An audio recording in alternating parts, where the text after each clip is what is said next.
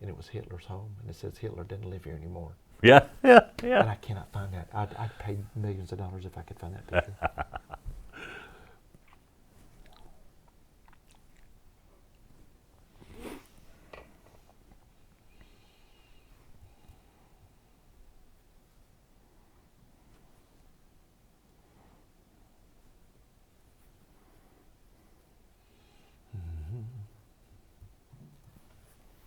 Jerry, just whenever you're ready, okay? Okay, you ready to go, Ron? I'm ready. All right, here we go. In 3, 2, 1. Hello, everyone. Jerry Tabbitt with you here. Another Military Minutes for you, and we got a great guest today, Mr. Ron Sharpe, who is the director of the Ark of the Bay. Ron, thanks for coming in today. We appreciate it, and there's a lot of things that you guys do over there that we're going to talk about, but you also have kind of a special connection with the military. But let's talk about the Ark of the Bay. What all do you do over there, actually? Celebrating 62 years in the community, and what we do is we work with adults with human needs because we're all special. And what we do is, to kind of give an overview, we teach life skills, whether it's teaching how to cook, how to fold clothes, how to wash, do laundry, to job skills. Help them with whatever they can do to help them get into a job if they're capable of being able to fulfill that role. Whether it's resumes, interviews, everything we can do. You know, they're just they want to be like we are, Right. and that is productive citizens earning a paycheck and also being a taxpayer. Yeah. And that's what we do at a high level. Well, and people have heard of the Ark of the Bay. It's kind of a new term. It's always been St. Andrew Bay Center. You've been around for, what, 62 years, and now you're kind of changing it, but you're getting some special recognition also. Well, we are. We started doing business as 2 years ago. We celebrated around our 60th anniversary. It was the right time. We have aligned with the Ark of Florida and the National Ark of the United States. And it was the perfect timing. We will always be the St. Andrew Bay Center. That is our facility where we do our adult day training center. But we've been working hard. We have expanded. We now have another adult day training program. It's the Sermons and Learning Center. We're coming through nationally, trying to, like everyone else in our community, trying to rebound from the hurricane. But we're continuing to grow and still trying to meet the needs of those individuals. One of the programs you have that's fairly new, and we only talk about that, it's your culinary program, but there's a good thing about this. You're actually partnering with the Career Force. Exactly. What we did is we were able to partner with Gulf Coast Career Source, and we were able to get a grant. And so what we're doing is it is a certified, and it's important. You know, there's a lot of great programs, but it's a certified culinary program, training program where we're working with individuals. They will have their ServSafe certificate when they graduate out. We will also help place them in jobs. And it is a wonderful and exciting partnership. We also have an advisory committee that we put together, and Chef Paul Ashman here in the culinary program at Gulf Coast State College is a part of that program. And we're having fun doing things, and it's exciting to watch them in the works. Yesterday they just redid some leftover chicken and made chicken salad, and let me just tell you that That'll be two places to go, please. It was fantastic, and then they're having fun, and they're learning, and they're excited. When they get through, they'll be ready to work in the food service industry, and that's what we want. We want to be a pool, if you will, being able, you and I both know, we are blessed to live in a great community in the hospitality and restaurant and food service industry, and so we want to be a supporter and partnership in that food service industry and being able to provide some skilled employees. And that's what's great about it. You branch out. This is one of there's so many success stories over there. We could talk for days about it. But how is the community accepting this? Because we're always seeing, on television, we're seeing in the newspaper, we're actually taking some of your students and they're getting hired. A twofold question. How is that possible, and what's the response from these employers? Well, it's been phenomenal. It's been great. There's a stigma that it can be, but the limitations and the perceptions is what we end up causing, and what we in our mindset. And that's why we, use the term, if you will, is discovering abilities and creating opportunities. Right. And that is that everybody can add value. Everybody can make a difference. Sure. And in that work environment, here's the thing: our guys are the most dependable, hardworking, and they increase, I call it the love factor in a work environment. And it just brings the whole teamwork concept to a whole nother level. They don't want anything given to them. Exactly. We work with, of course, also with Special Olympics, and they're competitors. They're competitors. They want to get out and play and do things and be productive, and that's what it's all about. Yeah, I've had the opportunity to go visit you over there, and when I was down at the television station, I had the opportunity to have you come in and talk about it. And the attitude that these students have is amazing. Like you said, there's always a smile on their face.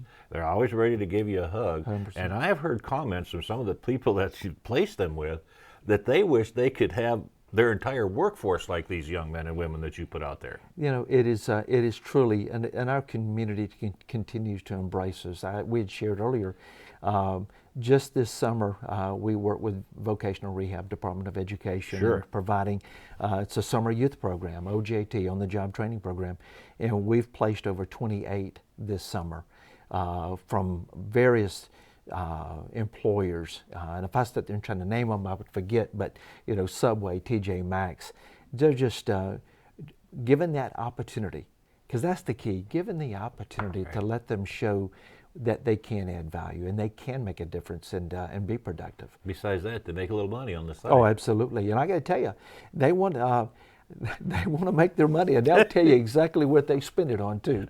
I will tell you that. So they plan, they have fun, and they buy things that they look for as they go plan on purchases and so forth. So it's so rewarding. It really is.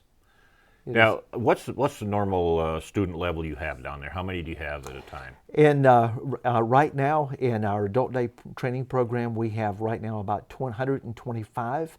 But through our supportive employment program, which is always rotating in and out, finding jobs and moving through, so we're looking at about another 150 throughout the year. When we did our ribbon cutting for our community room, the Sally Stanley Community Room, just that time frame, and that was in May, we had placed 25, 26, wow, just coming from January, when we were able, VR was closed because of damages, but when we started getting the referrals back in, we were over 25 just in the February, March, April time frame.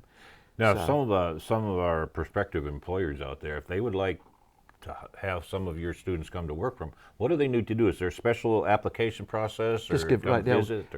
Give us a call. They can reach us at 850-265-2951. They can call me direct, 850-381-7804.